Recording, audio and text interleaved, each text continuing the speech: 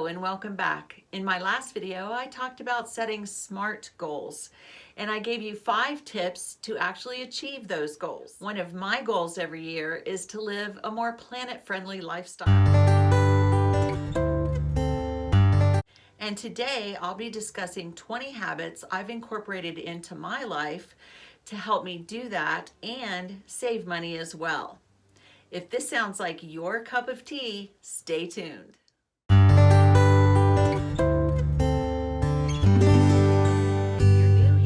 My name's Karen, and A New Season is a lifestyle channel for mature women.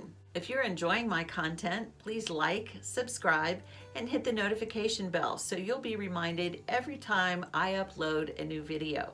Now, let's get into those habits. We're going to start with habits that will help you save money on your utility bills. Habit number 1 is one my parents drilled into my head when I was a child, and it may be old news for you too, but it's still relevant. Turn off the lights. Some people take this a step further and unplug anything they're not using at the moment, including small appliances you may have sitting on your countertops, laptops, printers, televisions, and lamps. Yes, they all draw power, even when they're not being used. It may be inconvenient at first, but the Department of Energy says that you could save up to 10% on your bill by utilizing this habit. My second habit is also old school, and it is turn down the heat in the winter and turn up the temperature on your air conditioner or heat pump in the summer. Research has shown that you can increase your thermostat setting in the summer up to 4 degrees if you use a ceiling fan. And fans are much less expensive to run. It's a win-win. Habits 3 and 4 are about saving money when doing your laundry. Number 3 is run only full loads. If you're a single person, you may have to wait a little bit to build up enough laundry to do this. Washing and drying clothes not only costs money, but it also causes wear on the fabrics. So habit number 4 is don't wash your clothes immediately unless they're stained or smelly. The Whirlpool company offers this advice. Shirts and blouses after 1 to 2 wearings. Dress pants or slacks after 2 to 3 wearings. Jeans after 4 to 5 wearings. Sweaters up to 6 wearings if worn with a shirt underneath. 1 to 2 wearings if worn without a shirt underneath. Suits, blazers, jackets after 5 to 6 wearings. Workout clothes after 1 wearing. Sleepwear after 2 to 3 wearings. Another tip is to use cold water as often as possible. Most modern machines and laundry detergents are designed for cold water, and cold water is better for preventing wrinkles, shrinking, and fading. To the GE company, an estimated 75 to 90% of the energy your washer uses goes to heating up the water. So switching to colder water can lower your gas or electric bill. However, there are times that you'll want to use warm or even hot water, such as to sterilize towels or bed linens if someone in the house has been sick. Number 5 is about saving water, and it's don't let the water run. If you're brushing your teeth, washing your hands, hand washing dishes, turn the water off once you've got your toothbrush wet, or your hands wet and soapy, or your dishcloth wet and soapy. Then turn it on again when you're ready to rinse your mouth and your toothbrush, or your hands, or your soapy dishes. In the case of dishwashing, you'll be saving both the money it costs to heat the water and the water itself. Double win. Another tip to save money may be one you're not willing to try, but if you live alone or with another adult that's okay with it, you may want to try the slogan we heard back in the 60s.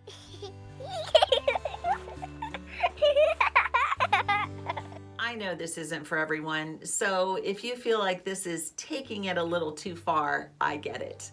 But if you do institute this habit, you will save money on water. Okay, let's get out of the bathroom and go to the kitchen. Tips 7, 8, and 9 are all about saving money with food preparation.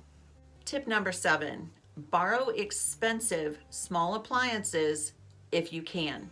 For example, I borrowed my daughter's $300 plus bread machine the other day for a couple of days. Large capacity mixers, blenders, food processors, dehydrators, and other machines that require a hefty upfront purchase price may be yours for polite asking. Number 8 is to batch cook and bake from scratch. By cooking your own food, you know exactly what's going into it. You can season it to your own taste, and you will get more for less.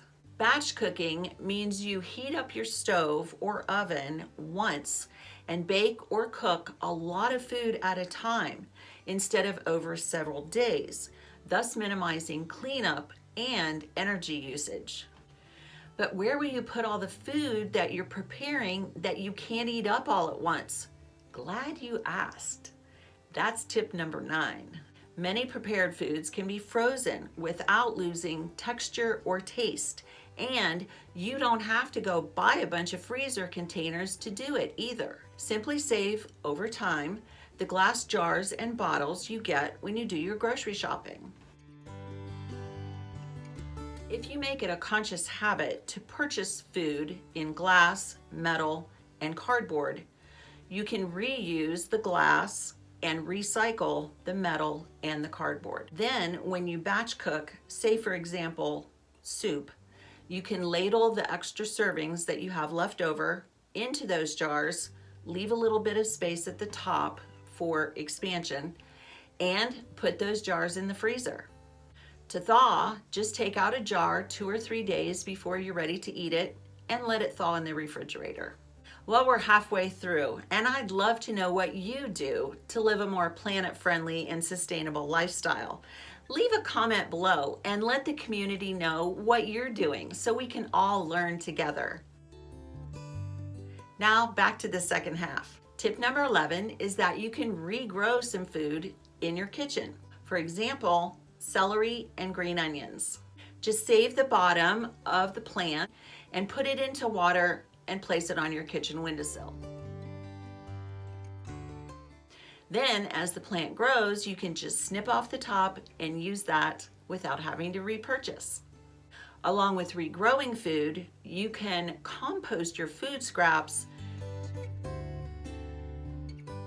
This is a great way to save food scraps from going to the landfill and to add healthy nutrients to your soil. Just save all of your peelings, your eggshells, coffee grounds, tea bags, and other scraps, not meat or oil, and put them into a container in your kitchen. Transfer the materials from the container into a pile or bin in your yard. Add some leaves or grass clippings, and you've got the beginning of a compost pile. On that note, tip number 13 is grow some of your own food. Whether it's a tomato plant on your balcony or a half-acre lot that you've turned into a massive food garden, just about all of us can manage some way to grow a little bit of our own food. You can even buy little mini indoor gardens that are basically hydroponic gardens with little grow lights. These are great for your favorite herbs. Just clip and add as you cook. Let's talk about habits to conserve waste and save money when you go shopping. Habit number 14 is to consolidate your errands. Plan a circular route to do all of your errands in one day if you can. There are apps that you can download to your phone that will help you do this, and you will save time and gasoline money. Tip number 15 is another one to save gasoline, and it is slow down. So few people drive the speed limit, and I can tell you from personal experience that slowing down to the speed limit does make a difference in your gas mileage.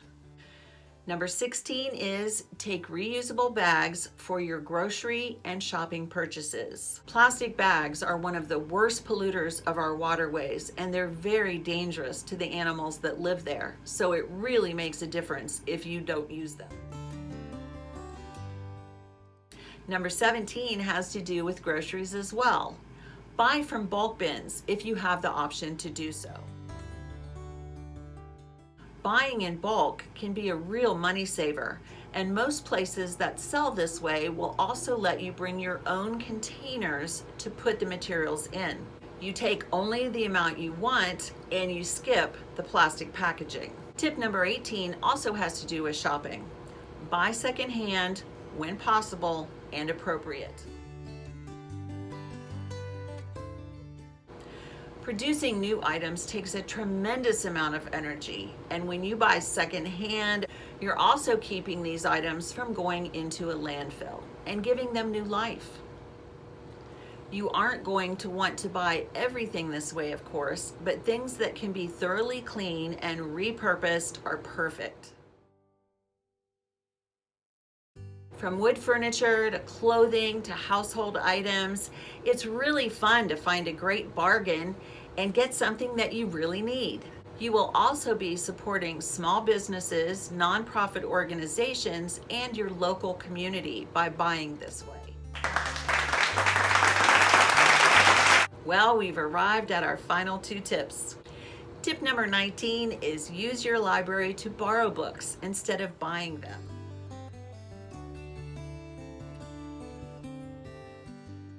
This not only saves you money, but it supports jobs in your community, saves you storage space and clutter in your home, and gives you the pleasure of curling up with a good read in your hands.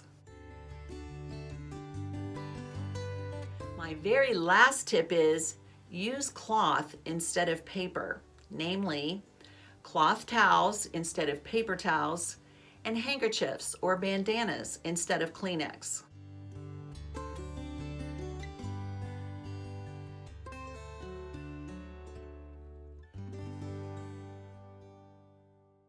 Wiping up spills and messes with cloth is much more sustainable than purchasing endless piles of plastic wrapped paper products.